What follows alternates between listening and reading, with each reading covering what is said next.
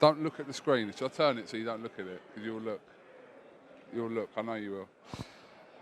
This is KUGAN CASSIUS for IFL TV in association with MTK Global. It's fight week, 2 days away from the huge fight from the T-Mobile Arena, live on Dazn. Sports back at home. I'm joined by Dazn's Joe Markowski. How are you, Joseph? I'm good. How are you, Cougs? I'm all right. Can you call me Cougs? Women normally call me Cougs. Oh, I'll keep it more formal. KUGAN. Cougs is all right, don't worry. You referred to yourself as Cougs on one of your voice memos you sent me on WhatsApp earlier, which seems to be your new thing. It's not my new thing, but for ages I just texted you. I never really used WhatsApp with you, but now I was on the go and I thought, he's getting a voice note. It's a nice thing you're doing. It's part of your brand. Voice memos are part of your brand now. Fair enough. So you spent quite a long period of time avoiding me, didn't you? Be honest. Personally? No, from a like a work perspective. I don't recall that. When? Recently? Yeah, because I wanted to interview you at a specific time over the last, say, 2 months, and you didn't make yourself available, which is very unheard of for you, Joe. And not from a personal level, because you would always text me back, but you did avoid me or avoid an interview over a period of time, correct? I think you're a bit sensitive on that. I don't recall anything on that. No, I've not been avoiding you. Sorry if you feel that way. Okay, so I'm going to flash back, to when all the stuff was happening around Deontay Wilder. You were avoiding me at that point. Maybe. No, not personally. Don't take it personal. But good to see you now. Absolutely. I do want to just ask you one question on that. How much of a kind of disappointment was it, and how close was it or not for Deontay Wilder to come and work with Dazn? I mean, it's no secret we had a conversation with him and his team. I don't look. It's not been made yet. Obviously, we want that fight. Eddie wants that fight. I think the parties will continue to speak. It's not going to happen this summer, which is, it is what it is. But we'll work behind the scenes, and when we've got something to say about it, we'll come back to you and your friends in the media and we'll talk about it. But right now, AJ's focused on June the 1st. We're focused right now on this weekend, which is, I think, the biggest fight we've done to date on the platform here in the US. Huge fight for US fight fans, sort of transcending outside of core boxing fans and into the sort of mainstream sports market, which is exactly the kind of fights we need. And obviously going into AJ on June the 1st, great schedule to back up this weekend's acquisition. We've got a very nice graphic behind me that lays this out. This weekend, I'll tell you what we're going to do for a second, right? I'm going to pan down, but I want you to hold the microphone so I could do the panning, because I'm a one-man band. Okay. Have you got a laser pen? So, starting this weekend, Canelo Jacobs, May the 4th, live and exclusive from the T-Mobile Arena here in Las Vegas. May the 11th, next weekend, lightweight world championship MMA action from Bellator, Chandler versus Patricio Pitbull. May the 18th, our friends at the World Boxing Super Series, Inoue, arguably pound for pound #1 on that card, May the 18th. Alexander Usyk's return to the US, his debut at heavyweight against Carlos Takam. June the 1st, the big one for your guys back in the UK, AJ making his US debut at MSG against Andy Ruiz. Only a week later, Triple G's debut on DAZN against Steve Rolls, the return of Triple G. And then we're into the summer, more Bellator, more World Boxing Super Series, and that's all in the space of the next sort of 6 weeks. So if you think about that in the context of the $19.99 monthly value that we're making for US fight fans here, but crucially, as we like to talk about, the 100 fight nights a year, $100 for the price of one pay-per-view. That's my big sell, done and dusted. But yeah, we're excited about the next 6 weeks. I almost forgot I was even here, Joseph. Okay, let's talk about the kind of change in price plan for DAZN customers now. Obviously, it was almost an introductory offer that you started off with, $9.99. Obviously represented great value, was getting all kind of big fights, and not just in boxing, but across wherever else as well, like you said, the Bellator, etc. So just explain for people that don't know the reasonings for the monthly increase, but if you're going to buy from a yearly perspective, you're going to benefit. Yeah, I mean, in the US, it's not unheard of for a pay-per-view, one night of pay-per-view action to be $100. More often 70, 80, $90. Is that working? Thank you. So we look at it and say, we can offer 100 fight nights a year, all of our content, and it's an all-you-can-eat subscription, right? There's no tiering, there's no content stashed away on a different pricing model. It's a full year of content, and we're going to offer that for $100. So the price we're saying for one pay-per-view, you get all of that. And we looked at it economically, and we can make that work. We also recognise that not everyone, especially the casual boxing fans, you don't watch week in, week out, they don't want to commit for a year. So we thought, right, we'll continue with the monthly option. We want to reward those who commit to a longer time. We want to reward loyalty. So you think about it in the context of a year, or per month, $99 works out just over $8 a month. So it's actually a reduction in the price of the monthly when it was previously at $9.99. There's also a different group of customers who don't want to commit. They want the flexibility to come in and out for certain fights, maybe like this weekend, for example, more casual boxing fans. We want to serve those guys as well. But we're going to do that at a price point of $19.99, which, if you compare that to the price of a standard pay-per-view card, and let's face it, this weekend's show on any other network, on any other platform, would be a pay-per-view card, would be 70, 80, $90. So it's still a quarter of the price. And so I think we're being consistent with our commitment to US fight fans and sports fans more generally. We're making high-quality boxing available at a tremendously valuable rate. And we're serving two groups of customers. Those who want to commit long-term for the mass of boxing content over the course of a year, amazing value deal, $8 a month, just over. And those who want to come in and out, we're still doing that at a fraction of the price point elsewhere. So great value. And I'm just delighted that we're delivering on our promise to bring these huge fights to fight fans less than a year into our journey here in America.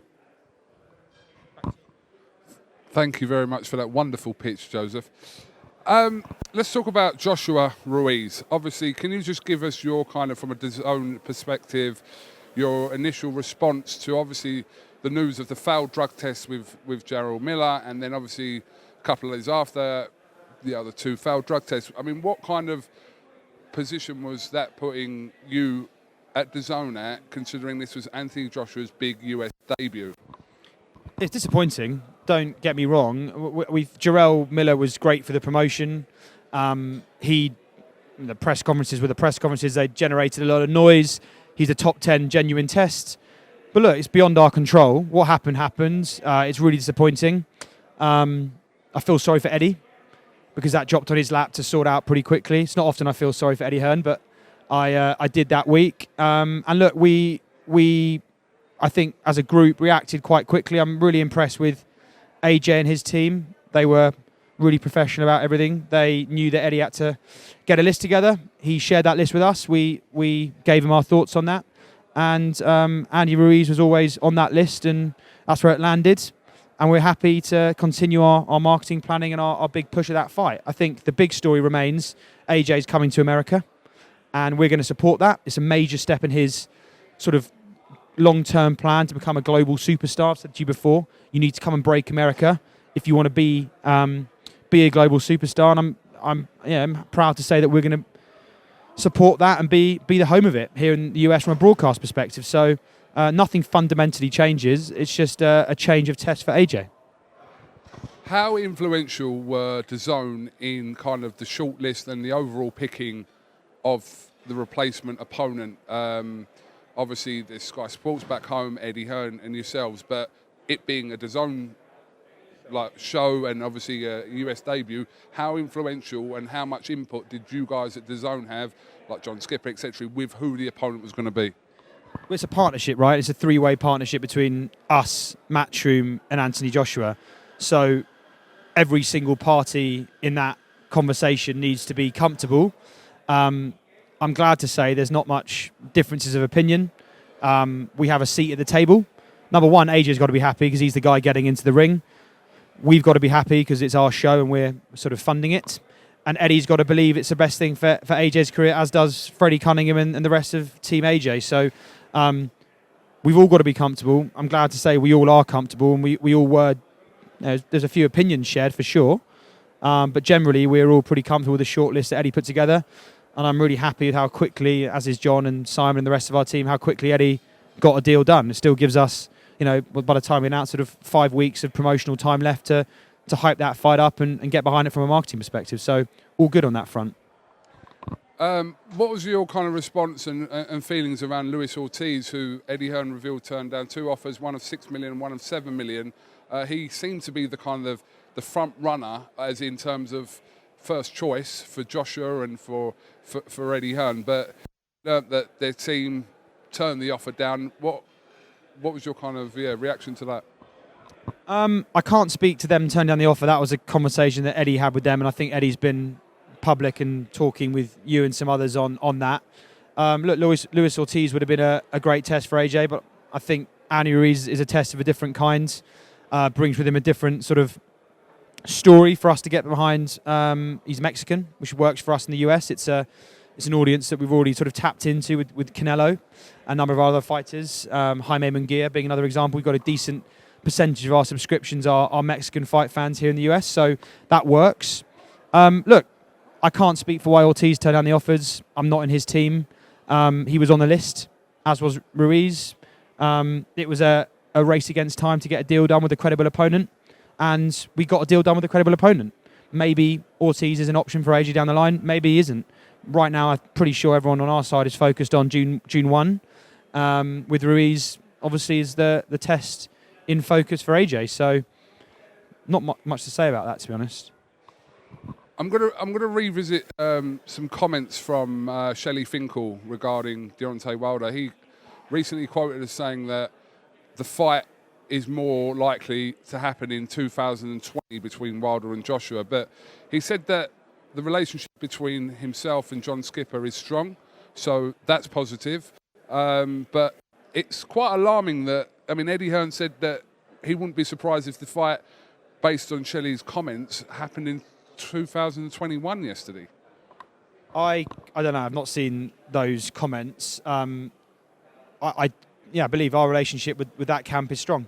Why wouldn't it be? We've got a good relationship with them. John Skipper, long-term relationship with most of the US sports media community, including in boxing. So he's got those relationships. That's great for us. We'll see where those conversations go long-term. It's not something that's on either of our plates right now because there's other fights in focus. But at the right time, those conversations will kick off again, I hope. You're so corporate, Joseph, but it's okay. We'll get you out of jail one day. Joe, we also learned, obviously, the Premier League, the English Premier League, is coming to Dazn? In Canada, yes. Not in the US, but we've got it in a number of markets. We've got a long-term relationship with the Premier League. We have the rights in Spain and Japan. We have the rights in Germany right now. We have the rights in Canada starting next season. So, for me, as with the North American business, that's great. I'm continually impressed as I travel around the world by how big the Premier League is globally. We've got a big football for this audience. Keep getting caught out with that one. Football audience in Canada. We've got Champions League rights up there already. And I think the crown jewel of European football is the Premier League. So delighted to add that, and looking forward to getting started with that in August. Any more developments since we last spoke about Dazn coming into the UK boxing market? No comment, Kugan. No, I'm joking. No, we're jokes aside. We're not. It's not a focus for us right now. We've launched in Spain recently. We have. We're about to launch in Brazil, which will be our 9th market. So moving into South America. And I think that's where the focus of the business lies right now. I've said to you before, we've got a team in London looking at all the new markets that we could potentially go into. And there's always a short list. Right now, UK is not in focus, not as part of our immediate plan. And we'll continue cracking away in the markets we're in. Keep asking the question, though. No, I keep asking it because it's like, from the outside perspective, it just looks like it's inevitable that Dazn will come into the UK boxing in the not so distant future. We're not talking about 5 years. We're talking about between 18 months to 2 years that Dazn will be in UK boxing, kind of posing kind of problems for potential other broadcasters involved with whoever. So it's a thought that people have and are kind of expecting to happen at some point. Maybe that they're thinking that. I'm not seeing a lot of noise about that. We're focused on the markets we're in. The US is a major boxing market. That's where the majority of our investment in boxing is going, and that's where we're focused. And longer term, in new markets, maybe boxing will be a core part of our strategy wherever we go. But UK is not on our immediate to-do list right now. We're focused on launching in Brazil, growing our existing markets. My focus is on the US and Canada, and we'll see what we get with other markets longer term, but no immediate plans in any other markets to talk about. I know you're not going to give me any kind of specific numbers, but subscriber base for DAZN currently satisfactory?